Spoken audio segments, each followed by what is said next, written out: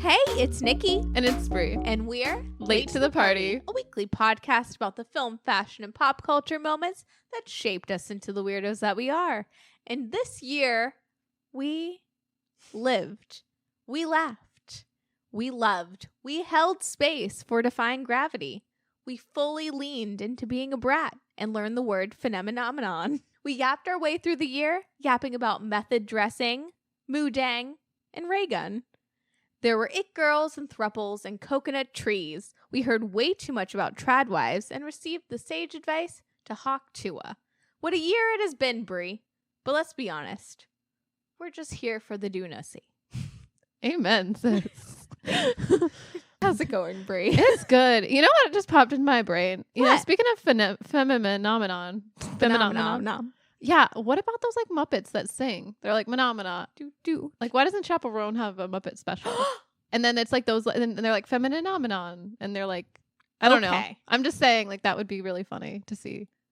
Like the Lady Gaga Muppets Art Pop Thanksgiving Spectacular in 2013.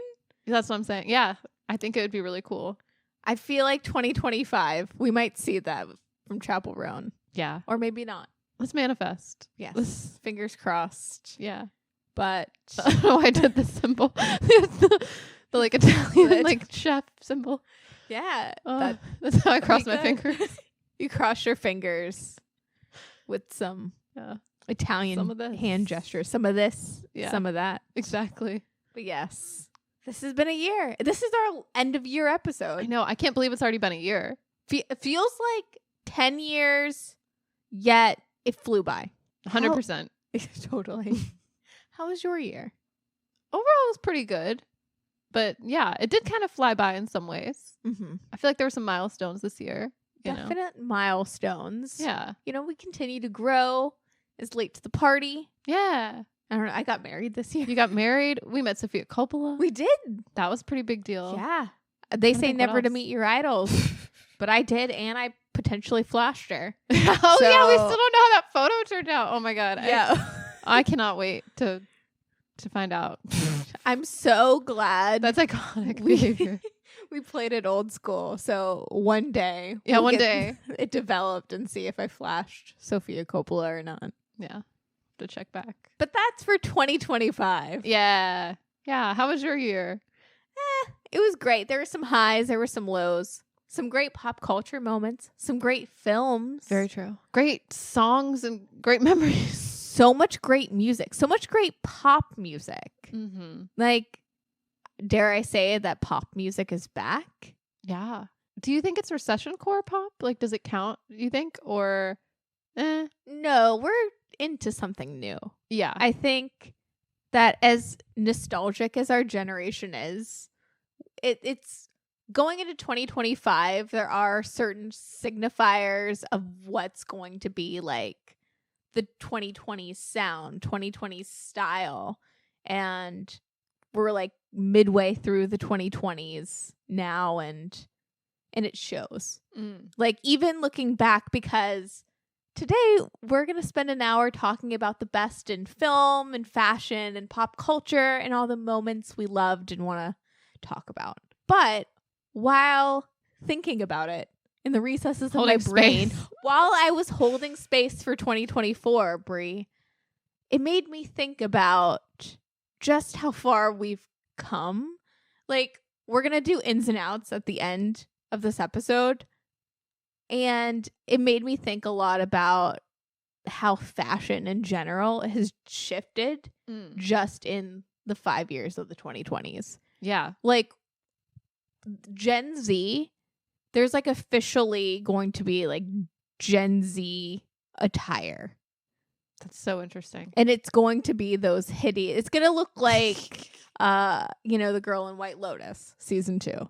You know, like there's certain signifiers of like 2020, 2021 fashion that I think we're going to look at and be like, oh my gosh. Or like mom like jeans. Yeah. It's just an interesting time how in 2021 we were like, oh my God, you're dressing millennial. Oh my God, you're dressing chuggy. And like, it's just 2025 and I'm already like, oh, there's the Gen Z uniform. Like if you're wearing the white crop top and the like mom jeans, the jeans. Yeah. I know what you're talking about. The sambas all together now, like I'm gonna look back and be like, okay, I see what time we were in. Yeah, I see what time it is. But we're past that time. We're passing that time. That's crazy. And as time goes by, so do we. Another year older, another year wiser. That's right. But thriving. I have good feelings. About 2025? I have good feelings, even though I also feel like the world might be falling apart. I know. It's like the world might end, but we're going to have a blast. I know. Oligarchy, anyone? But maybe we'll, like, take back personal style. I hope so. Yeah. Yeah. I'd like to, personally, like, take back my style. Same. So we're not Gen Z dressing? Yeah. We're not just rolling around looking like, what were they as kids when you'd go to the public bathroom and you know how they'd have like the chapsticks or like tampons? What were they called? Homies. Oh, the homies. Yeah. But anyway, I don't know. How do you feel looking back on this year? Well, if we're talking about fashion, I feel like what inspired me most is people like Julia Fox or like Gabriette, like kind of like making bold choices, bold kind of like makeup looks, but also just wearing whatever you want to wear, something a little edgy, getting out of your comfort zone, or maybe they're in their comfort zones. I don't know. I think what's a really cool thing about this year in particular on that is a lot of people leaned into, like a lot of it girls leaned into their references. And, like Gabriette's someone that has like 3 like big like style icon like pillars and has kind of fallen in that direction, or like Julia Fox has kind of honed in her style a little more avant-garde, like this is post Kanye. It's interesting. I love it. I love it too. I love that it's almost like just like natural, like a natural progression. Like that's a cool thing. Yeah. Addison Rae too, her style's developed over time. So much so. I mean, Addison Rae gives me hope. Like 2025 is the year for me personally to have like my rebrand. Yes. Possibly what the you gonna do? Rebrand. I don't know, but I'm going to take a little page out of Addison Rae's playbook. Yeah. I think that's someone that's, just like focused, like honed in on what makes me, what I actually like. What are my references? Yeah. I feel like this year, what we've seen is a lot of authenticity, like getting back to being authentic and responding to that and holding space. Holding space. I don't know why I feel like I'm like in one of those like interviews. Or in holding space for the like paying homage while being yourself. It's like almost pastiche, but it's like the people that have really like shown this year are people that know the reference. They know the vibes. Basically what Julia Fox says. I know the influence, I know the impact, and I know the vibes. I love it. I do too. We've like fallen off. I know. That's down a rabbit hole, but that's okay. That is okay. I mean, we could talk about fashion. Let's get into fashion then. Yeah. Great gowns, beautiful gowns. Fashion in 2024. Well, one, it was a big year for green. It was. Yeah, like the Brat green specifically. Brat green. I feel like with Wicked too. Like so much green. So much green. It's a slightly different green, I feel. Like it's a little more emerald. A little more emerald. How do you feel? Because green, isn't that something that makes you you are it's my favorite color. It's always been your favorite color. I'm like Buddy the Elf. I'm like, hey, green's my favorite color. I feel like that's like one of your personality traits. It is. Yeah. Green's your favorite color. It is. How does it feel to be the chosen one? I don't know about chosen, but like it's pretty cool to see the representation. I'm like, yes. Green's a good color. I don't know. I feel like green's often overlooked. Like either it's too boring, because it's kind of bland. It's like the color of like a tree or like army green. Like there's so many shades of green. People talk about 50 Shades of Gray, but what about 50 Shades of Green? And the Brat green's such a specific, like poppy, like eye-catching green, and I love it. And then like emerald's kind of pretty too. Emerald's very pretty. Yeah. But I love the Brat green the most. I do too. It makes me want to party. Yes. I don't know. It's probably just all the marketing. It's just all Charlie XCX and her music. But But genius marketing. Genius. Yeah. So besides green, 2024 was the year of method dressing. We had Dune 2. We had Challengers. We have Wicked. Yeah. So what are your thoughts on... In a lot of these topics, we have like a whole year's worth of episodes we've talked about. That's so true. We don't have to get like too in depth with method dressing because, well, we've talked about a lot. We've done that. But any standout fashion moments from this year? I would say yes. What if you were just like, I would say no. I would say no. Nothing stands out. I'm just like a really harsh critic. Actually, to be I'm the fashion police. I'm like Joan Rivers. You know what? You're all terrible. Speaking of early 2020s or what will be when we like look back, I think it will be a little bleak some years. Like, if you were like favorite fashion moment in 2021, I'd be like me wearing that black dress at the club. I don't know. I was the moment. I was the moment. I don't know. Do you know what I mean? 2020, I'm like, oh, I don't remember anything because I'm traumatized. I don't know. Yeah. So we're back. The culture's back. That's so 2024, we're at least... There were some good style moments in 2024. There are. Yeah. I feel like there's so many. Maybe the best way to break it down is like, well, if we're talking about method dressing, like, I loved Zendaya in all of her outfits just for like the Dune 2 press tour. Mm-hmm. Specifically though, like when she is dressed kind of like a robot with the cutouts. In the Mugler. Yes, it was Mugler. Yes. That's my favorite. There's so many though from the Dune press tour. I feel like she looks great in everything. Truly. I think Zendaya for me is just like the icon of the year. I mean, icon of every year. She is, if we're talking about fashion moments from the past 4 years, I'm like, oh yeah, even Dune, like the first Dune. Yes. I remember that like one outfit that she has on the press tour with like the chains. Oh, so good. Yeah. I don't know what it is about her and Dune. So good. I mean, I love her in Challengers. To me, that's my fashion moment of the year as far as method dressing goes. I love those Loewe pumps with the tennis balls. I love that too. And I love the dress too, the Loewe dress. Or there was there more than one? I know that the one where the shadow and the grass is. Loewe and J.W. Anderson, such an integral part of Challengers. I mean, obviously he did the costume design, but also the press tour and the method dressing of it all. But Zendaya can method dress. She's probably the best one. Zendaya and La Roche really turn out a look, and I think they do method dressing right. It's like one of those things where I'm like, it's the year of method dressing, but also you could say that about last year with the Barbie tour, and it kind of like culminated, you know, with Zendaya this year, and then everyone started to get their attempts at method dressing, like the Wicked press tour. Method dressing. I was gonna say, I think Wicked does have a lot of good looks. Like in I their do press too. tour. Like I was actually surprised. I feel like they stepped it up. They brought their Wicked.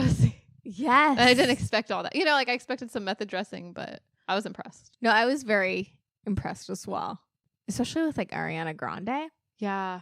Do you have a favorite look from the Wicked press tour? Or? I do. Ariana Grande's Thom Browne. It's what she wore to the LA premiere of Wicked. It's very like, I'm going to a sock hop. Yes, it is. It's just pink gingham, and I think Ariana Grande looks perfect. But also, I love Thom Browne in a different light. Because when I think of Thom Browne, I think of, you know, that like boyish, little boy inspired clothes. And they wore a lot of Thom Browne. Her and Cynthia Erivo did, which I thought was kind of interesting.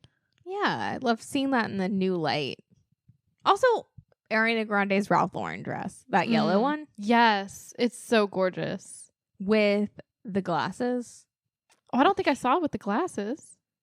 Oh, okay. Yeah. Those glasses. I love it.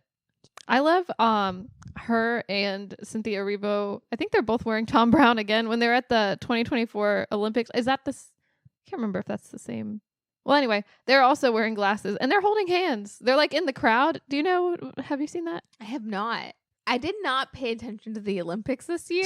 I did not either, to be honest. Well, are you sure about that? Okay, well, just the ray gun of it all. And I didn't know they were at the Olympics, to be honest. I was like kind of shocked. Oh, but it's really cute. Oh, here it is. I found it. That is very cute.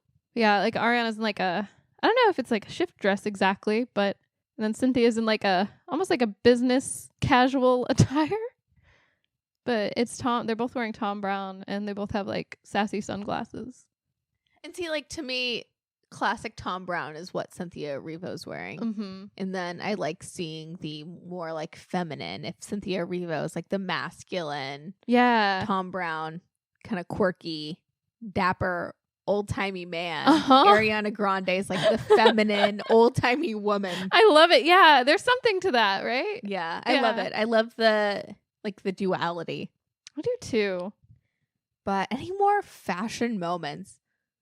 Yes. I feel like I like skipped over the ones I was thinking for. Yeah. Well, they're for challengers. I love when Zendaya wears the "I Told You" shirt. That just is stepping out. One of the moments for me in fashion this year is in challengers. Zendaya wearing the "I Told You" shirt. It's just so I love it. I love the reference. Trying to think what else. I still love her dress that she wore. It's like that green and white checkerboard kind of mod. Like it's almost like a shacket, but it's a dress. You know what I mean? Because it's got like the big buttons and like a collar. I thought that was really cute. Or any just fashion moments in general this year Oh, okay. that really stand out to you. Yes, and it's back to Zendaya again. I love when she wears like a Bob Mackie look for the Rock and Roll Hall of Fame induction ceremony. Have you seen that? No. Oh my god, girl. You are going to love this. This year? Yeah, it says 2024. That's crazy. I felt like that was 10 lifetimes ago. I know. See, this year's been so weird. It has. No, it has. It feels like it's been like split up. You know what I mean? Interesting chunks. Yeah. But again, I know the reference. Yeah. But I'm like immediately, I'm like, oh my god, she looks like Cher. I love it.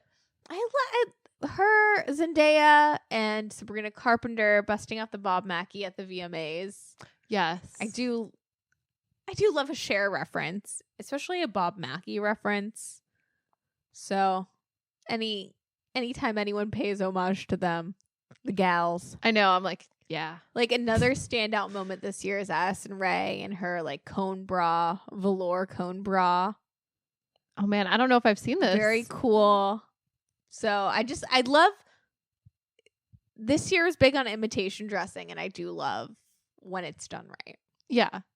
Yeah. I feel like I'm into it. I don't know. I agree though. Yeah, like when it's done right. But yeah. So far I feel like everything's, for the most part, people are getting it. I disagree. I know. I feel like we got into this last time. I completely disagree, but we'll talk more about that on Ins and Outs. Okay. All right. Any more fashion moments? Yes. I'm glad you asked. A lot of this is like Ariana Grande. I'm not gonna lie, but I loved her Loewe, like the giant flower dress. Like where it just looks like she is a flower. Is that like maybe not Comic-Con, but what is it? Oh, CinemaCon, whatever that is. I didn't know that was a thing. And she's wearing Oscar de la Renta. I love. Oh, what did I say? Did I say it was? Wow, I must have wrote that down wrong in my notes then. I thought that was odd. I'm like, oh, it doesn't look like Loewe, but okay. I love it. I love that the center is like the center of a flower. Yeah. I don't know. It's beautiful. It's just super cute. I'm like, oh, I want to be a flower. Yes. It's just a vibe. I love a good Tool moment. Like for me, one of the standouts of this year is Gracie Abrams. When she performed at Radio City Music Hall, she wears this like bowed, like 2-piece skirt set. It's like Tool. Ooh. And for me, it's one of those moments where I was like, oh, like we're watching someone blossom in real time. I think that's like fun for fashion too. It's like with Zendaya, it like cements her as a style icon.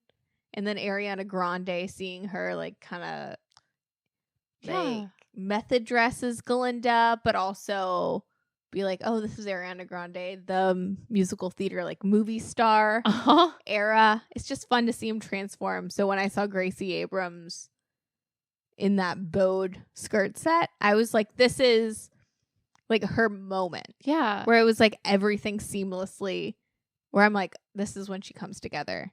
It's just this beautiful. Oh, wow. And okay. I thought it was Rodarte, but it is bowed. And Okay. it's just, she looks like a ballerina. She does. And I see what you mean, because my mind also went to Rodarte. It's giving like a little bit like Swan Lake vibes, or you know what I mean?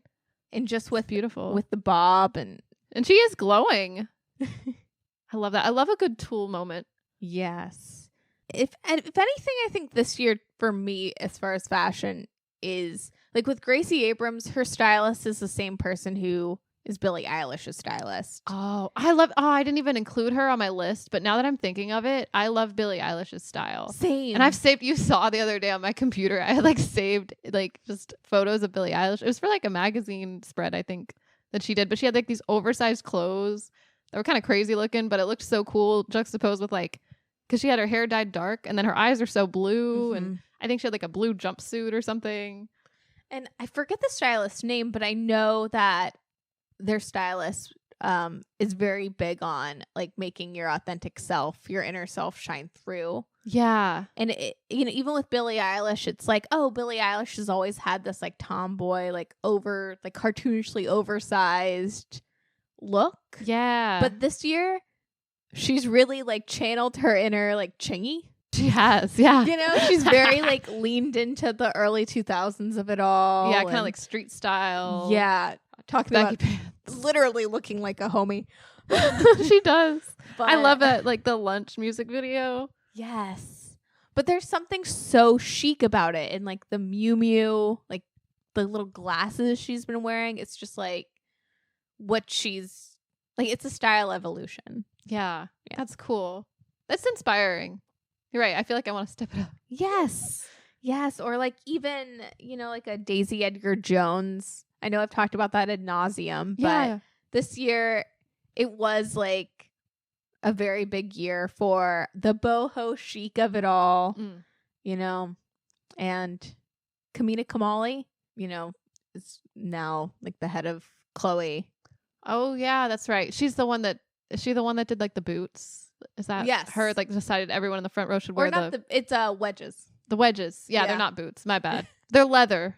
Yep, leather wedges. Yeah. And I don't know, just I loved seeing Daisy Edgar Jones, someone that I've always thought it's like really pretty, but never thought about them as a style icon. And yes, she wore tiny glasses, which, you know, is that part of it? It is part of it. To wear the tiny glasses. You might. Didn't you just get tiny glasses? I did just get tiny glasses. How has that been going? Have you noticed a change? I actually have. I was walking down the street the other day, and a woman who like was in her car, like putting something away, kind of like pulled up and was like, "You look really stylish." Ooh. And I was like, "Okay, Hey. thank you." But I don't know. So It's a good investment then. it's a good investment. But I don't know. I just like seeing her and Chloe. Yeah. And I think that's one of the standouts for this year. Great gowns. Beautiful gowns. Beautiful gowns. Well, let's shift gears a bit. Let's talk about film. All right. I love film. 2024 in film. It was a great year, I think. In a way. You know, looking back, because I definitely have my favorites, which to me, okay, I had a realization looking back at the year where I'm like, it's a great year for film. And then being like, oh, I didn't see that. I've never heard of that. Yeah. No. What I realized when I say 2024 was a great year for film, what I mean is I saw Challengers 5 times and every single viewing was great. No notes. Challengers is great. Is that your pick of the year? Like, if you had to pick like your favorite from this year? My favorite film this year has to be Challengers. Yeah. It's become my whole personality. I don't it has. know. It's changed me like irreparably as a person. Like it's just who I am now. Yeah. Yeah. It's just like every I just picture you like watching it like every day, like Rain Man style. No, but every time I watch it, I'm transfixed. Yeah. And It's that every music. time, best soundtrack of the year. It is. I'm not going to argue. It's Trent Reznor and, Atticus. Was it Ross? Atticus? Whatever his name is. The Social Network guy. The 9 Inch Nails fellows. Yeah. Yeah. Those dudes. That's dudes. so wild to think about. Yeah. No, I loved Challengers. That was a film that I watched more than any other film this year. Or any film probably ever. At least ever. Consecutively in 1 year, a new release. I've never seen that many times. I love that for you. That's awesome. Yeah. I'm like trying to think if there's any films that I like that much, Yeah. To watch that many times. This year was really great for film in general. I do have some favorites. It's not just Challengers. Word. Yeah. What are your favorite films of this year? I really loved The Substance. Like it's because it kind of grows on you. It's like a movie that like I still will think about. I'll even have dreams about it, and I'm like, you know what I mean? Like just like left an impact. And I feel like it's so strong, like visually, and like the performances were so good. The soundtrack was, I mean, it's not like, well, actually, there's a couple bops in there. Hold on, there's a couple like. I think the EDM-ness of that soundtrack, like in Challengers, it really like helps the story move along. It does. I don't know. That I feel like that one's up there for me. Wicked was really good. I really enjoyed Wicked. Way more than I thought. I just didn't know what to expect, Yeah. But I have like the songs in my head and the story was really good. So I'm still thinking about that. Yeah. I feel like those are my tops because I agree. Challengers as well. Challengers is up there. Like if I had a top 3, it'd be like Challengers, Wicked, and The Substance. Full stop. Yeah. This year, I mean, that's the same for me, except this weekend I saw Nora finally. Oh yeah. How was it? So good. It is my favorite. Besides Challengers, which might be an all-time favorite now. Is it going is this on your not Substack? Is this on your letterbox? It might have to knock Big Daddy off my top 4. No, Nora is one of the best films of the year. Mikey Madison, just a breakthrough performance. Like, she's great in everything. Like, the best part of, like, Scream 5, hands down. Great in Once Upon a Time in Hollywood. Yes. Which, that's the cast. We were talking about a couple months ago when we were talking about bottoms, things that would define our generation. Yeah. And it's the cast of Once Upon a Time in Hollywood. Really? Well, like, all of them, all those young stars are, like, about our age.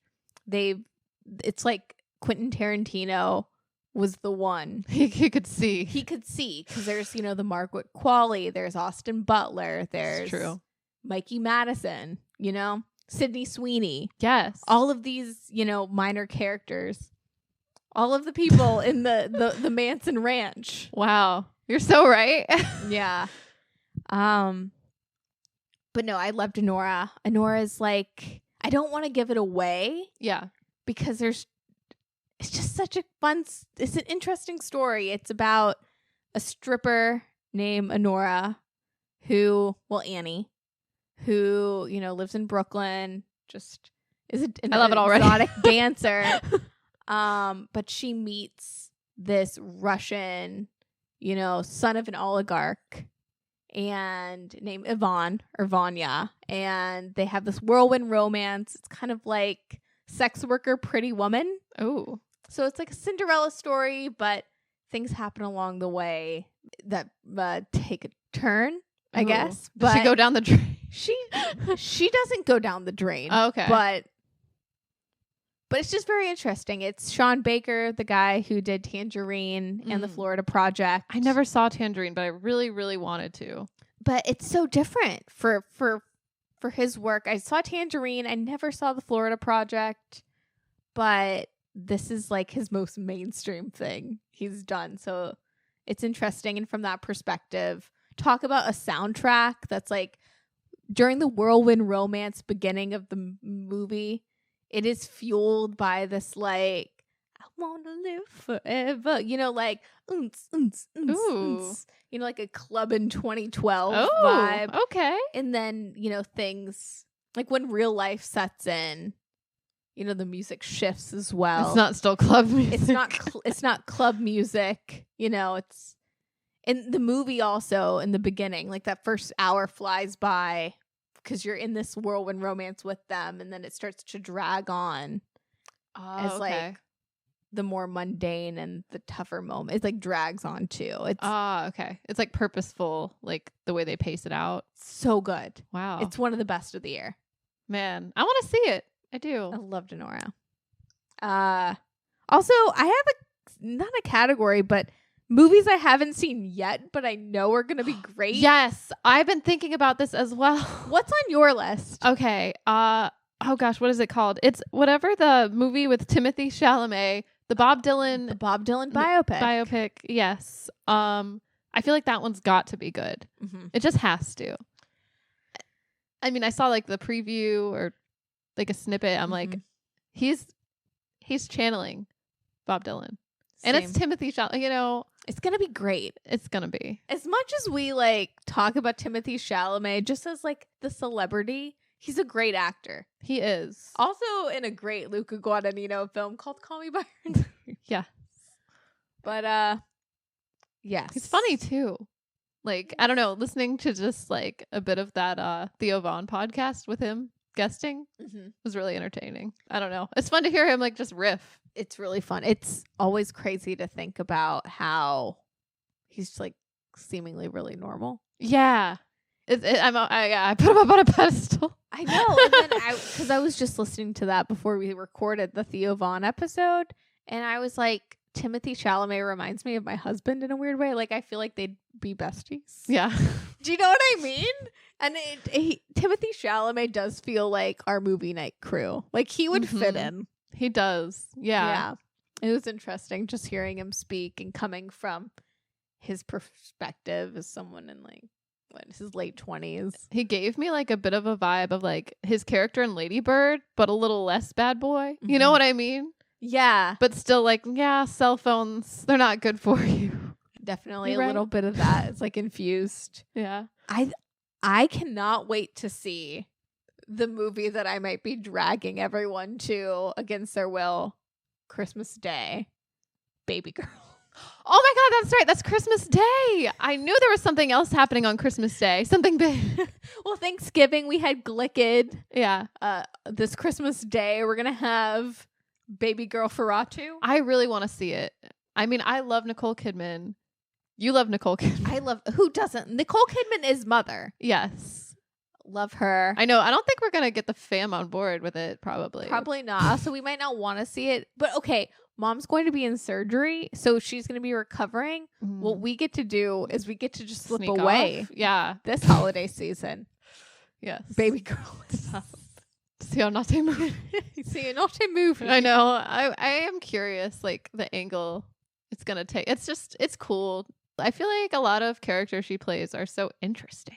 They're like tapping into something. Like, she goes all in. Yeah. Kind of like Timothée Chalamet. Peels the layers back, just like Timothée. Yeah. Oh man, can you imagine if it was Timothée Chalamet and Nicole Kidman instead? What a wild. That's our dream cast. I know, right? Speaking of dream casts, I don't think it has a wide release until January, but Gia Coppola, her new film, The Last Showgirl with Pamela Anderson. Yes, that's another one I want to see. Also, I didn't realize this until I saw the Golden Globe nominations. You know the song that's like the big song in that movie? You know who sings it? Miley Cyrus. What? So wait, she sings a big song in that movie? Yeah, and it got nominated for a Golden Globe. Is this the song that they're dancing to? Like the showgirl? Or is this like when she's like in her dressing room just like, I wonder. But it's like the song of the movie. Huh. I'm gonna have to watch that trailer again. Yeah. That's crazy. Good for her. I love Miley Cyrus. Same. And Maria is yes, that's great, the one. right? Okay, I was thinking to myself, is that one coming out on Christmas too, or is that one already out? It's already out. It's on Netflix. Why haven't we seen it? Yeah, it just came out though. It did just come out, so yeah, we'll be busy. That's right. And it is it's only on Netflix. I keep forgetting. In my mind, it belongs in a theater. I agree. It belongs in an art house, like independent theater. Yes. Where every Pablo Larraín film belongs. Period. Period on that. Yeah. I also haven't seen The Brutalist, which I hear is really great. It has Adrian Brody in it. Oh, Adrian Brody. Mm-hmm. Nice. So, Oscar buzz galore. I know. I feel like there's so many movies that I still like that I wanted to see and haven't gotten around to yet that came out this year. Yes, such as. Such as. Also, okay, hear me out. Uh-huh. So, The Brutalist inevitably gets nominated for Best Picture. Adrian Brody maybe for Best Actor, right? Now SNL comes back, you know, because they do the hiatus after Christmas. You know where I'm going with this, I know right? where you're going with And then they say Adrian Brody, the ban has been lifted. Lorne Michaels has lifted the ban. Uh-huh. And we would like you to host Saturday Night Live. SNL 50 at that. Wow, big one. And then SNL decides to do the greatest thing for just me of all time and have Adrian Brody once again with musical guest Sean Paul. Is he gonna come out with a dress? And come out they okay at this time? with the yeah. Is that why he was banned? Yes. Just for wearing the dress? Wait, No, it's because he went rogue. Oh, he went off script. And announced Sean Paul in the Rastafarian garb. It was like, yeah, man. He thought that would be funny. He Yeah. thought he was part of the cast now. He's like, I've got an idea. I'm a writer for SNL all of a sudden. Come on, guys. You'll love it. Hey, I loved it. As a kid, I loved that. And Lorne Michaels was like, not on my watch. Everything was good. I mean, that kind of makes sense after seeing the SNL movie. Yeah. I know that wasn't literally Lorne Michaels, but that kid was like channeling that energy. Definitely. You know, putting down the final word. Yep. Got a deadline. Yeah. But I know this is crazy, but I still want to see Folly Ado. You gotta see it. I just have to see it just to see it. It's gonna be on Max. I'm going to watch. Do a whole episode on it. That would be amazing. I would love to. Well, we've booked it in. You've heard it It's here, official. folks. We're gonna do an episode solely devoted to Folly Ado. I see you have Best Documentary on here. I do. What documentaries have you been gobbling up this year? Well, I would say Martha for one. I forgot about Martha. How could you forget? I don't know. You how. have Martha's on your mantle. Martha is on my mantle. Snoop is not on my stoop. Yeah, I don't know. That's one of my favorites of the year. It was really good. It was really inspiring. It was juicy, you know? Yeah, I just really enjoyed it. It gave me a pep in my step. Very good. Yeah. How about you? The best documentary I saw this year was Will and Harper. It's Will Ferrell and Harper Steele, his best friend, and they go on this like cross-country road trip together. And you know, Harper just came out as trans, and it's kind of navigating the world and all these like, because before transitioning, she was like a very like truck stop, middle America kind of person, and you know, so it's like doing all the things. Like the premise is Will Ferrell's going on this trip with his best friend, doing all the things she loves, but doesn't feel like the country might welcome her. Yeah. You know, as a trans woman. But Will doing those Ferrell is things. like there just supporting his bestie. I love Yeah. this. That's Yeah. amazing. How come I didn't know about this? It's on Netflix. It's great. It's heartwarming. It's just one of those really fun, like tug at your heartstrings documentaries. Nice. I'll have to check it out. Yeah. Yeah. You know how much I love Will Ferrell anyway, but that sounds like a good story. Like I love to hear that. Yeah. And it didn't come out this year, but Love is One on HBO. It's about, what was her name? Mother God and that cult. I was sick with the flu earlier this year, and that I was in the trenches. I remember walking in one day and you were like in the middle of like watching it, and I was like, what is happening? And you were like explaining it to me. I'm like, no, this is insane. This can't be real. Yeah. But it was. So good. It reminds me a lot of, you know, like the good old HBO documentaries. Uh-huh. Like The Jinx or McMillions, you know? Yeah. I know. I like Good those ones. kind of like, I don't know what it is about cults. I think that's my like murder mystery, or not murder mystery, but like, you know how like some people are into true crime. Mhm. I mean, I guess cults are sort of like a crime too. So, but it's like, it's different. It's like, it really, the psychological part Gets you. gets me. Were you into like Wild Wild Country and all that? I haven't seen that. Oh, that's like the quintessential Is cult Netflix documentary. No, Yeah. it does fascinate me though how like one person has the power to brainwash like so many people. You know what I mean? Oh my God. Like my favorite, The Vow, the Nexium cult. Yeah, that one was something. So into it. But yeah, this year I really tried to stay away from a little bit of like the true crime. Yeah.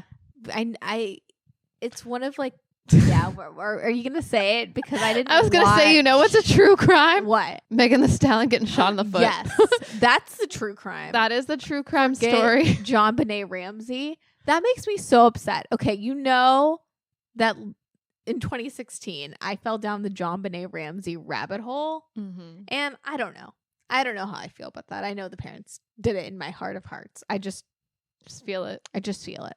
But all the new Jon Benet stuff, like the Netflix documentary, Yeah. I just didn't want to watch it because nothing new. I'm like, how could they out. have anything new? Yeah. No, I agree. I'm just like, this is just going to be depressing and make me feel gross. And Yeah, because ultimately, like, they're not going to say who did it. They're just going to be talking in circles. mm-hmm. And maybe we might never know who this is. It's Yeah, just like, they may never have enough proof or something, right? yeah, or, you know, I think, wasn't the dad involved in this documentary on Netflix? So that if seems he's- shady. Well, if he's involved, you can't really get like, I feel like he's going to have to pass before we can get something, but maybe not. I mean, they've milked this story like ever. Yeah, that's so weird to me. Like, who gets the money from this? Maybe the family. Do you think the family does? I don't know. I mean, If the dad's involved, I'm just saying, like, it's odd. I mean, I get like a cold case of sorts, but like, it is kind of strange, isn't it? it's strange. I don't know. I have like really conflicting feelings about it. It's like nothing new came out about this Netflix documentary anyways. It's not like in 2016 when there was new evidence and, you know, Burke became the center and, you know, the whole pineapple situation. There's nothing like that in this one for me that really was like, oh, this moves the needle. And this story's been milked like since we've been alive. I'm like, ever since I can remember, this story's been just kind of in our face in a way, just Truly and scary too. Yeah. But not really, because I don't think it was just a stranger. but that's even scary. It Like is, but most crime. Most crimes is people that are close to you. Yeah. As we learn if we watch through her eyes. Yes. But yes. just saying, like the Megan Thee Stallion documentary, I feel like that tugged at my heartstrings. Same. I was in shambles. You were in shambles. You only saw like the half, but that it was enough. You know, like you can just watch the very beginning and be in shambles. Just watch that first. You don't even have to watch. Yeah, just watch the very beginning. I don't know. It moved me. Still thinking about it. Yeah, same. Still thinking about how, you know, people said she wasn't shot in the foot. That's just like crazy to me. It's Like, crazy. Can gaslight someone that hard and get away with it, or you know, to a degree. I mean, they got him eventually. Spoiler, but yeah. No, I mean, it's so recent. You in probably the read news. it. Yeah, Like, I lived that. It's not like Jon Benet. I'm like, yeah, I saw that. Tory Lanez. Yeah, they got him. They got him. But what was I gonna say? I think for me, for documentaries this year, it's like with Martha and Megan Thee Stallion. It's, you know, these women who have really like hard exteriors, who you think on the outside they're unshakable, and then it really humanizes them. Yeah. And it contextualizes things, of course, but it's also just like, I think it's for all the folks who wake up one day and their frontal lobes developed and watch Sex and the City and realize Samantha Jones is the one to be looking up to. She is. I know. We've been watching a lot of Sex and the City lately, and like that is the conclusion. Like every episode, she makes a lot of good points. She's the most progressive character. Mm-hmm. I mean, and Carrie is in the wrong a lot. All the time. And then I realized this year I am Carrie and all her bad decisions. I'm like, that's why I was I influenced or am I just naturally like that? I feel like Samantha, no one's like Samantha, probably. Like rarely. Like in real life. Like I feel like she is an aspiration. Martha is. Martha, Megan, the Stallion. Mm-hmm. The Samanthas of life are finally getting their flowers. Yes. I love to see it. Same. Oh, you know what? Did you have any like underrated gems this year as far as like movies go? Like anything that came out this year that you were like, that was better than I thought it would be? Or I've been thinking about that a lot.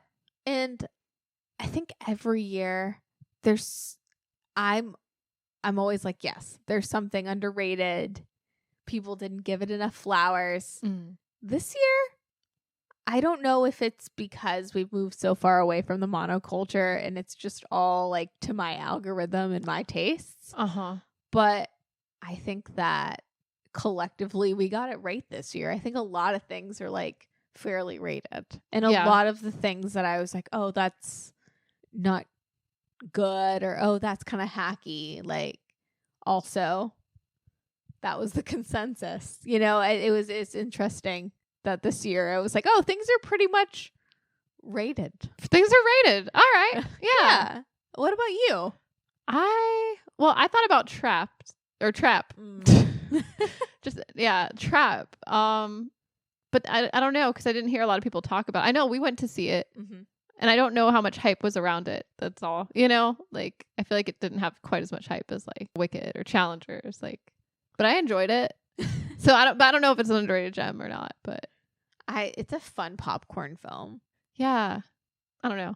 I really enjoyed it. That's the only one I have because I agree. I think for the most part, like, yeah, I feel like the culture was right.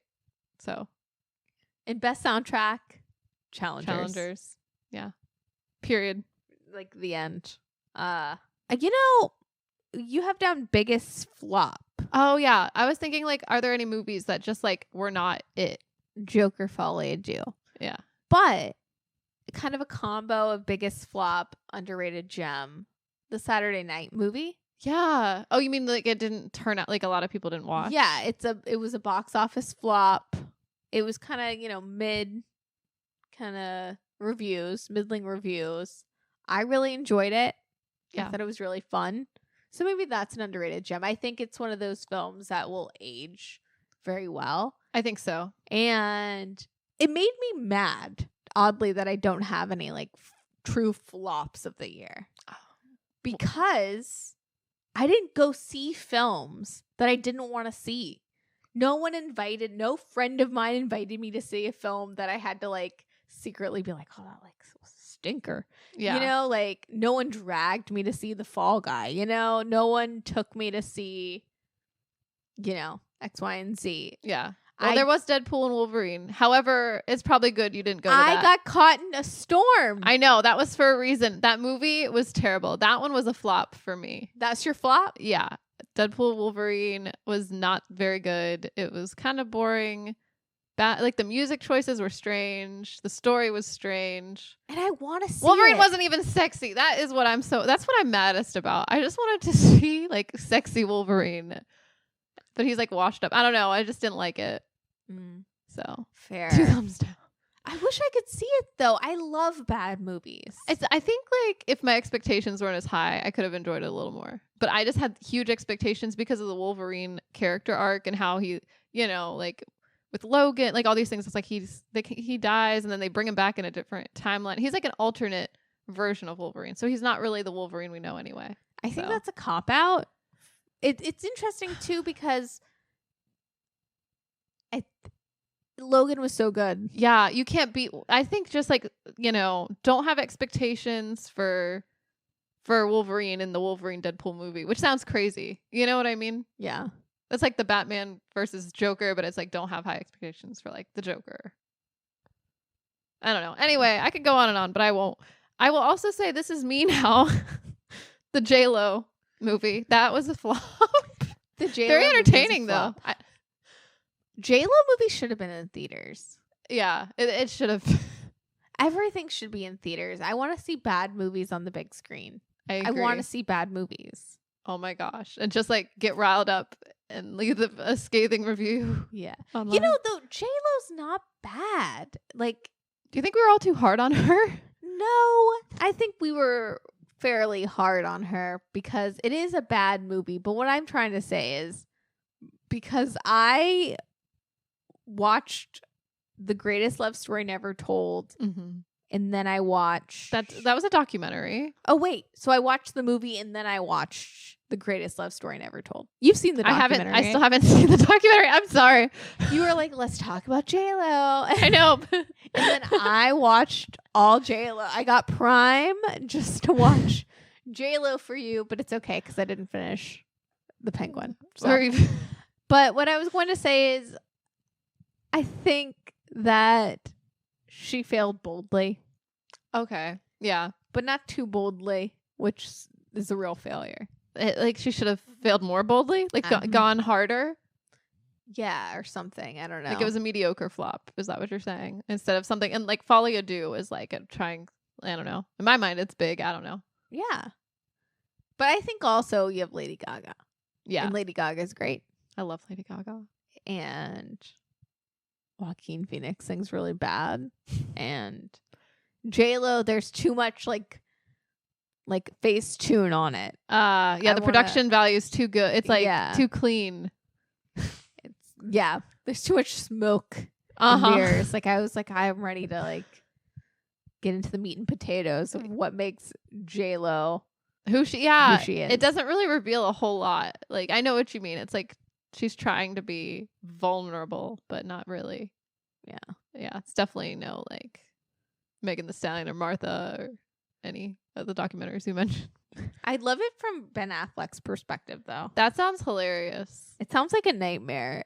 Like when she presents him. I don't know if this was in the movie. I think this was in the documentary. But when she's like, "Hey Ben, I have our love letters. I've shown them to everyone, and we're gonna make a movie and oh my god, like music." That's wild. I mean, I would think that like if you were gonna do that, you would ask your partner first and be like, "Hey, like I found these like love letters. What do you think? If like, do you mind if I use it for my project?" Because that's like you know what I mean. But it kind of is like that, and then it's like very awkward. So I love seeing Ben Affleck in This Is Me Now, like just on the motorcycle at the very beginning and at the very end. Like he said, I don't want to do this. Oh, wow. Well, on that note. Let's talk music. What were your favorite albums of the year? Well, I have a few. The first thing that pops into mind is Billie Eilish Hit Me Soft and Hard, because I feel like that was like one of the first ones this year that I was like really into. That's my top album of the year. Yeah? Hit Me Hard and Soft, I think, is the best album of the year. I love it. Like top to bottom. Like sonically, Billie Eilish and Phineas are at the top of their game. I think they've only gotten better.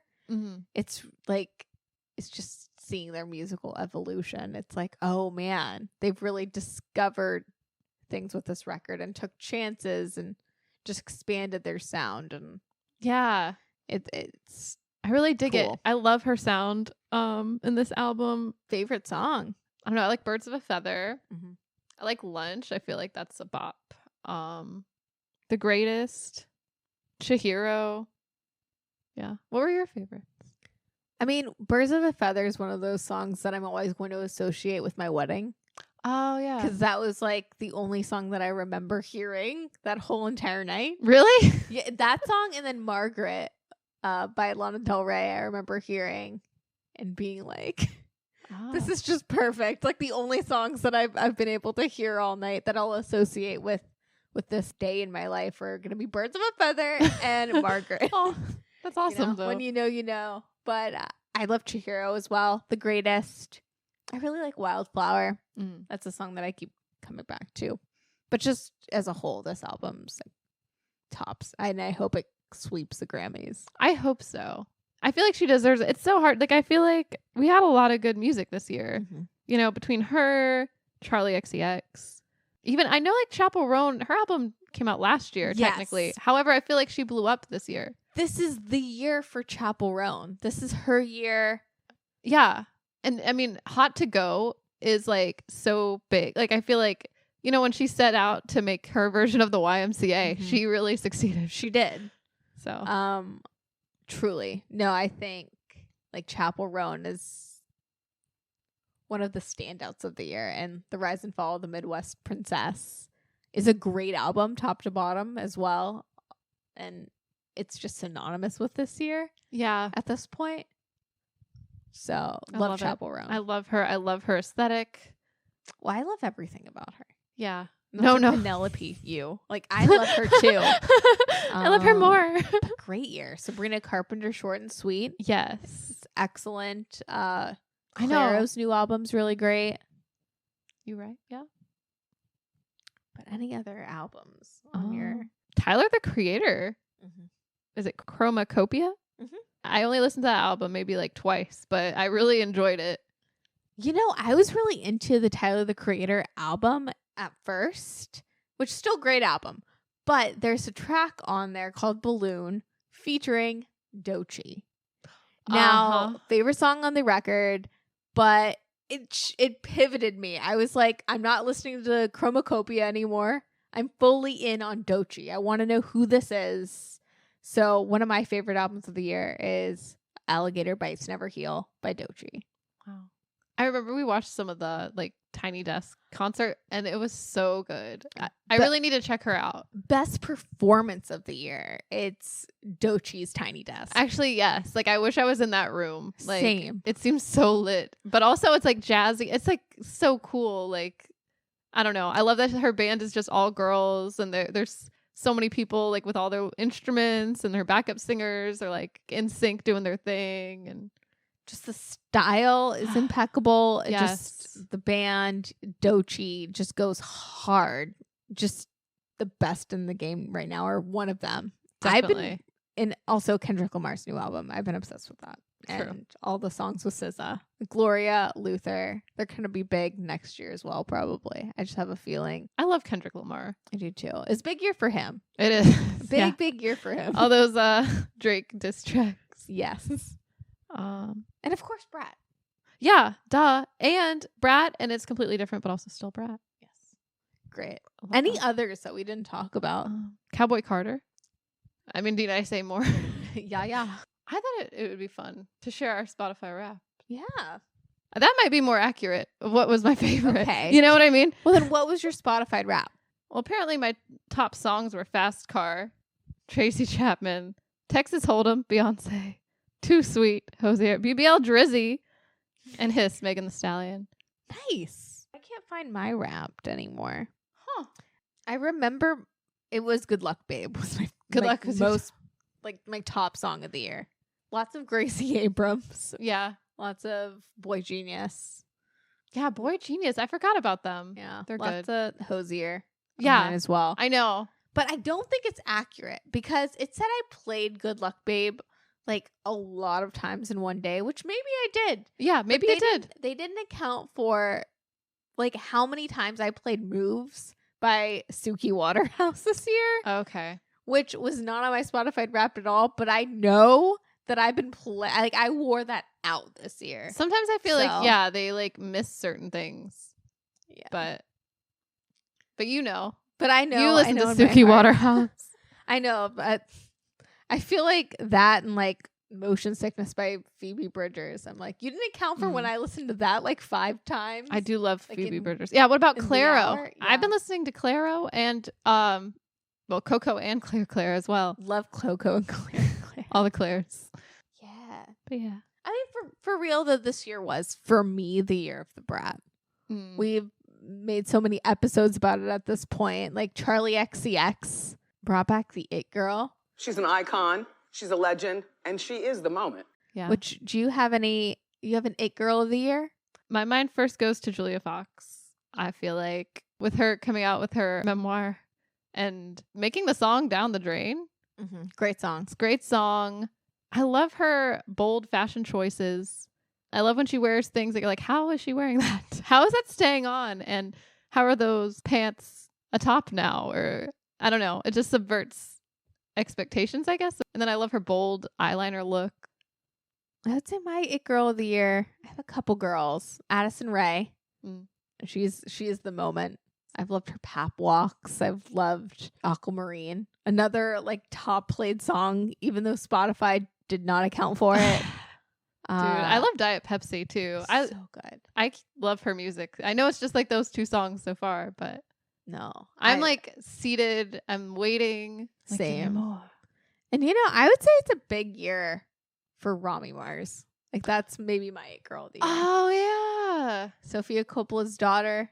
Just Long are the days of her trying to charter a plane to visit her camp friends and make vodka pasta sauce. That's iconic behavior. Yes. But now she's like always on TikTok, always, promoting her music, which isn't bad. Yeah. Kind of sounds a little Phoenix-y, a little Coco and Claire. Yeah. And Jack Schlossberg. He's your it girl. He's my it girl of the year as well. I love that. Big year for him. It is. He makes a lot of TikToks too. He does. Yeah. I love when he just sings. Same.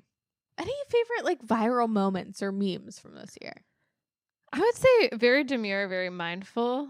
I feel like that's gotten into the vernacular, but also holding space is definitely up there. Like something about it is so funny. Just that interview itself is so funny. Like the finger holding on to like Love the finger. Yeah, just like that moment is so funny to me. And I love all the memes that have been sued. That might be the one, honestly. Holding space, I think, is the one. It's a good one. Yeah. How about you? Big is moving to Paris. Funny meme. Gets me every time. I love the ones especially where it's like a very serious topic. And then at the end slide, it's like Carrie, Big's moving to Paris. I don't think I've seen these. I've seen the other Mr. Big ones that are like, there he was, Mr. Big. And it's like Carrie. Yeah. Yeah, you haven't seen like, they'll be like Miranda. It'll be like about something current event. And it'll be like Miranda thinks, this and this. What like her take would probably be. Ooh. And like Samantha, and then it'd be, on topic. And then it'd be Carrie in the last slide being like, Big is moving to Paris. Meaning she's like self-absorbed and and like in the show when she's just like all consumed with Mr. Big. With Mr. Big, yeah. So people are trying to talk about important things and she's like, Big's moving to Paris. Yeah. So I love that meme. I don't know if it was a viral moment per se, but it was viral in my household when JoJo Siwa went on Call Her Daddy and said, instead of like working hard, she was like, I'm busting nuts. Yes. It's just in my household. I love that. Is that like a thing now when That's you're a working thing. hard? Is that what you say? Yep. Busting nuts. Yep. And in the club, we all fam. Yeah. I like that one too. It also brought back, like, there's been a real resurgence of love for Broad City and girls. So, yeah. I really need to check out Broad City. yeah. I feel like that show would be up my alley. Yeah, I've only seen bits and pieces of it. So I'm ready to fall down that rabbit hole sometime soon. Maybe in the new year. New Year, Broad City. Yeah. Well, before we wrap this up, we got to give out our Tardy Award. Oh, that's right. So for this whole year, Mm. we talked about new things. We talked about current events. We talked about current pop culture Yes. and movies and fashion in 2024. But we also talked a lot about days of yore. Yes. And we covered a lot of ground this year. We really did. But any favorite films that we covered that aren't new, but you have like a newfound love for? The Hours. Same. Just 100% The Hours. I love that movie. I feel like that's a movie I'd like to own and I could just rewatch. I find something new every time I watch it. I love the performances. Meryl Streep, Julianne Moore. Who else? Nicole Kidman. The nose. She won It's the nose. Oscar I for forget. The See, Nose. she was so good, and with that nose, I just forget that's her. I'm like, who? But yeah, I feel like that's the top one for me. Also the Truman Show. Garden State. I really enjoyed Garden State. That's a good soundtrack. One of the best. One of the best of the 2000s. And I really enjoyed Reality Bites. Mm-hmm. Like, I feel like that's an underrated gem, actually. I don't know. I feel like it should be revisited. I think a lot of people in our generation don't know about Reality Bites, and they should. Yeah. How about you? What are your top The 20? Hours? Reality Bites was on there as well. But I will say Party Girl. Because I think about Party Girl at least once a week. I think about the myth of Sisyphus at least once a week. And I think about all the mundane things that we do to push the boulder up the hill. Yes. And I think about it quite often and what gives life meaning. And it's all because of this like 1995 independent film with Park Posey. So, and the fashion. Yeah, the fashion's so good. It's a big part of it, I feel. Truly. And the falafel fantasy. For sure. Was like At least for Mufasa? me. Yeah. For sure. Yeah. I would also say I gotta give a tardy to Flashdance. Yeah. It is a film that we did like the 80s dance films, the quintessential dance films. And I was like, oh, I'm going to watch Dirty Dancing, Flashdance, Footloose. And I gave myself 2 weeks to do it, which is ample time. And then at the end of 2 weeks, I watched Flashdance maybe like every single night. So it's a good I saw one. the other ones, but you know. Yeah, that was the one for you. Yeah, Jennifer Beal, and I just love it. Yeah. I love that film. It's got a lot of iconic moments, a lot of great fashion as well. I think it changed me as a person. Did it make you want to like quit everything and just live your dreams? Yeah, it was great. And also, gotta give a tardy to A Star Is Born. Yes, that's on my list too. I love A Star Is Born. Yeah. I would also say Priscilla. It's great. It's a good one. I mean, it's Sofia Coppola, so I have to throw it in there. Well, maybe The Bling Ring for me then. It's a great film. And I knew it at the time, but it's one of those films over time that I've like, everyone had like such a different opinion than me, you know? And then now I'm like, oh, people now really vibe with The Bling Ring. I feel like it's so relevant too. Like I think it like makes a lot of sense right now. It was really smart of Sofia Coppola too, to not put a lot of like, it's like there's judgment on these people, but it's not like super moral. Yeah. I think that's why the movie's been able to hold up. I think so too. Yeah. She knew what she was doing. For sure. Wow. Ins and outs? Ins and outs. Should we do like, do you want to do one and I'll do one? Let's do it. Okay. I will say being Brat is in. Just forever. Out being nice. In the spirit of Martha and Brat, I think. Yeah. For 2025, my goal is to be more Brat, less nice, less Jameer. Yeah. Less mindful. Fuck that. Yeah. True. For me, in is new social media. So I think as a whole, social media is dead. But I love me some Substack, love Letterboxd. So for me, an in for the new year is the alternative forms of social media. I love this. Like, I think it's super chic and cool to be like on your Letterboxd as your social media. And I would say out Instagram. I don't know why I still have one. I don't know why I haven't deleted it, because it makes me feel horrible and shitty every single time.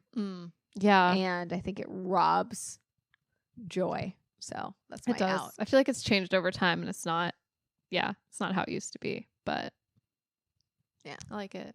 Out. Get out of here. I agree. I will say in reading, I think reading is cool. Reading is sexy. Now that I've read a book, I mean, I listened to it, but that still counts to me. Yeah. You don't have to tell anyone. You could be like, I read that book. And I did read some of it, like the preview pages. Right on. So my goal is to get back into reading. And that's why we have our book club. Anyway, and then out just overthinking. Who needs to think, you know? Just think when you read, I guess. And that's it. I like it. Yeah. In online time. Oh, okay. Like you log into your computer? Yes, you log into, like when we were kids, logging into your computer to handle all of your internet needs. Out being chronically online. I know it is slowly becoming our bread and butter to be chronically online, Mm-hmm. but I feel like being mindful in your online consumption. I think you're right. That's an in. And being out is just constantly being available and just always being on my phone. Like, Yeah, I don't want that anymore. I hear you. It's a good one.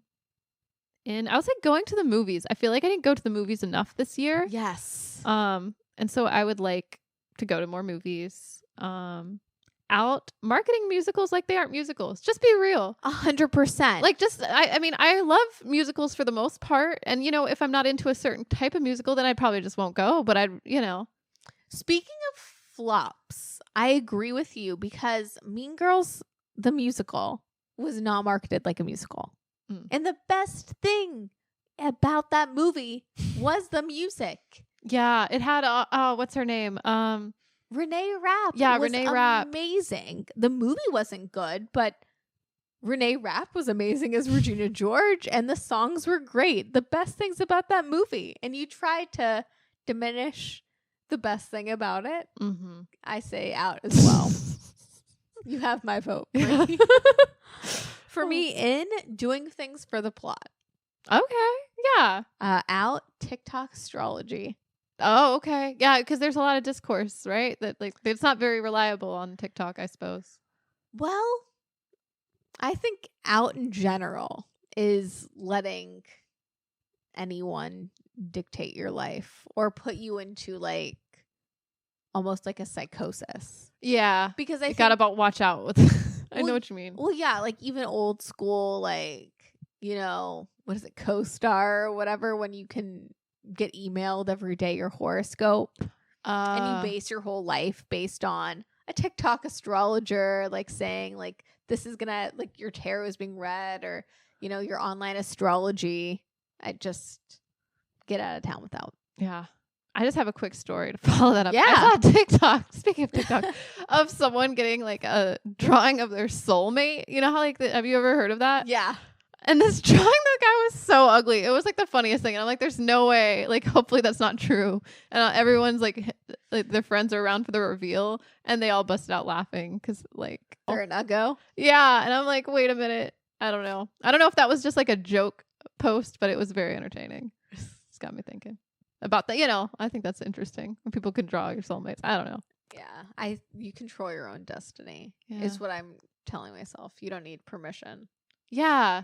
That out is asking for permission. Yeah. Well, I have in bold eyeliner. I think like we should have more fun with makeup just in general. Like, I mean, if you want to, of course, just I want to. That's my in. Just bold makeup. Yeah. Just here and there. Why not? Just experiment more. And out small towns. Yeah, some of these outs don't match up with the ins. But anyway, that's that. Yeehaw. In Timothée Chalamet's Sundance Bob Dylan method dressing. I don't know if you've seen this, but to promote the new Bob Dylan biopic, Timothée Chalamet rolled up to, I don't know if it was premiere or what, but there's that infamous image of Bob Dylan in 2003 at Sundance with like the strawberry blonde, like emo looking hair and like this blue beanie. Ooh. And like Bob Dylan's just looking like emo, like a hipster. I've never seen this kind of Bob Dylan before. Wild. It's wild and unhinged behavior on Bob Dylan's part. But Timothée Chalamet did his own version of method dressing on the red carpet to promote the Bob Dylan biopic. And did that Sundance look. Oh my God, I love it. With the wig and all, with the wig and the beanie. It's a wig? Oh my God. And I'm just like, that's funny. That's, a reference. Yeah. It in like a meme way, it reminds me of like Chloe Sevigny doing her homework and picking a really obscure reference to like generate. I'm like, okay, this is a bit obscure, but I like that. Yeah, it's a funny play on the method dressing of it all. Yeah. And out is imitation dressing. So like what comes to mind is, the plethora of celebrities that go on the red carpet with a replica of like a Britney Spears dress. Okay. Yeah. Okay. Like, we don't need that. I have a question just real quick. Like, yeah. So do you think like method dressing is okay? Like for promoting an event, Mhm. like it, like being on theme is kind of like fun, but like the imitation just go. Is that what you're saying? Okay. I think method dressing can be fun to promote a film. Yes. It also is like brand integration. Not to get all like marketing like left brainy, but it's smart. It makes sense. It does. Or I love that, you know, like I think I saw Doechii and Lacoste get it, the alligator. Yeah. Like that's good That's brand cool. integration, you know, or like if something fits. Sure. Like for sure. Like I don't mind it when Addison Rae is pulling out a Britney Spears reference. It makes sense in the context of who she is and what she's creating right now. Yeah. And I think there's too many people on the red carpet that were like, you have to like this because Britney Spears wore it once. And now, you know, like there's this weird, it's very contrived. I don't know. I totally agree with you. That's, you put into words what I was thinking. Yeah. And yeah. Okay. I will say themed drag shows are in. I mean, I haven't really been to one. It's what I was hoping New York would be like when we went, but it's okay. I'm hoping maybe we'll run into one somehow. But I've been seeing on my TikTok a lot of these like fun theme nights. Like there's one night where it's like a Wicked night and it's like so fun. Like, and there's like a bit of like Beyonce mixed in with like spoken word or like kind of like lip syncing, either like a little monologue and then like get into music, or like it doesn't even have to be music from a movie, but it could be like something that character would like, it would represent that character in a we gotta way. go. Yeah, so like that looks like fun. There was a what was it? Oh, there was a Twilight one as well that I'm like, oh my gosh, like these themes look so fun and kind of unhinged. I'm like, that's so the kind fun. of, you know, instead of just your typical like, oh, that drag queen is Cher tonight, which I mean I still love, fun, but you know, still a vibe. I'd say in drag brunch. yeah, drag brunch is in. Out trad wives. Get out of town with that. Yeah, I feel like we've had enough trad wife content for a while. The trad wifery. Yeah, I'm just like, what's happening? So, yeah. Along the same-ish lines, in late 2000s revival. Like, I am really excited to see more of like the late 2000s to mid 2000s aesthetics coming back and like style coming back. A little more indie sleaze, a little more Mary-Kate and Ashley inspired, you know, that boho chic kind of vibe. I am ready for boho chic. I was born ready. Yeah. And like indie sleaze, like actually coming back. I'm like, maybe 2025 will be the year. And out aesthetics. I think aesthetics are the death of personal style. And yeah. Do you mean like micro trends in a way? Or like, do you mean like Tomato Girl, like kind of like things like that? Like, yes. Cottage core, ballet core, quiet luxury, old money. Like, because you can't really be an aesthetic. It's like a weird thing. Like you are old money. Like you can't really dress old money. Yeah, I know what you mean. Quiet luxury. You can try, but like who are you fooling? But I mean, like, why would you want to? Well, it's also just like it's not like a thing. Like we've made like these cutesy like names for things. Yeah. Where I'm like, oh, so you're just dressing up one day to the other. Yeah, like why do we have to means label anything. everything like that? Yeah. But it like loses its meaning. It's like you can't really dress punk. You are punk. Yeah.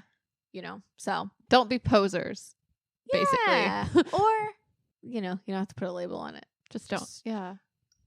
Yeah. I'm excited to see style evolve. That's what I think's in. I think outer putting like a label on or core. Yeah. Aesthetic. I kind of move over that too. It's a bit much. Yeah. Or girl trends. Like girl dinner or girl anything. Math, girl bows, like infantilizing. Like I think while it can be fun and bring your inner child out, I think calling everything girl out. No, I know exactly what you mean. Because I'm like, what about boy dinner? It's the same, I'm sure. I'm sure. Or gross. Boy dinner is just no salt spaghetti. Oh, I was thinking like a raw hot dog, like no bun. Every guy that I've met that's like in their 20s, when they're by themselves, make just like nasty spaghetti. So. Oh. Out girl dinner in boy spaghetti. Boy spaghetti. I don't know. Oh, man. Well, To sum it all up, it's been a year. There's been ups and downs. highs and lows. Yeah. But it was the year of the Brat. It was. Don't be mistaken. I know we didn't talk about it a lot, but it was the year of the Brat. It was. And I want to carry that energy into next year. You know, just keep some brattiness. I do too. And I do, speaking of brand integration, I really think you'll like Doechii's album. I think I will too. I know I will. But while in 2024, Brat Green was not the Pantone color of the year. Wait, what was? I don't know. But this year is like this like mocha color that really reminds me of the color palette Doechii and her background dancers are going for. Oh, you And think I- she's onto something? And I think Doechii's pretty Brat.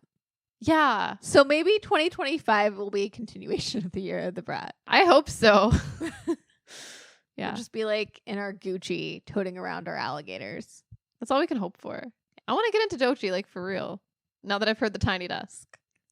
I'm ready. Well, you know what's interesting? Like, I know we're supposed to be wrapping this up.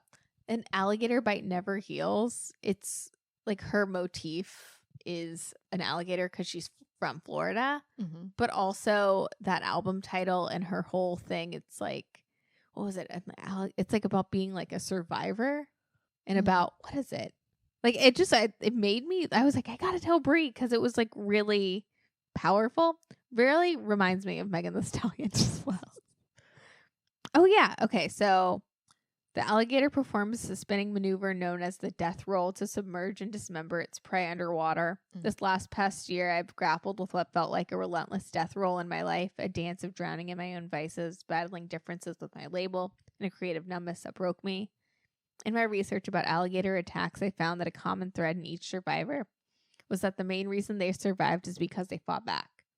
This mixtape is my fight back. I am nobody's prey. I am born to be a predator.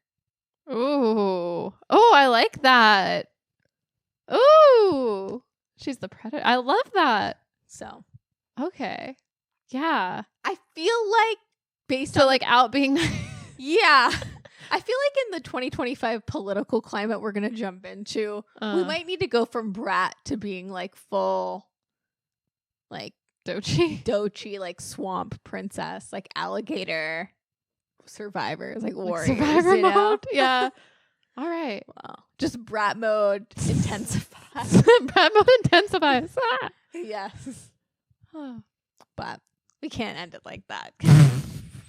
On a lighter note. Oh, yeah. Another in doing things with friends. Yeah. Going out into the Going world. out. Yeah. Cheers to that. Cheers to that. Well, I hope you have a good New Year and a good Christmas. Are you talking to me? Yes. I'll be with you. Hey, and also to you. And I hope you have a great holiday and a great New Year. Yep. Add this back in. We're saying Happy New Year like it's not already the second week in January when this drops. I hope you had a great 2 weeks in January. I hope the world hasn't fallen apart yet. Yeah, same. Here's hoping. Cheers to that. Cheers. Bye. Bye.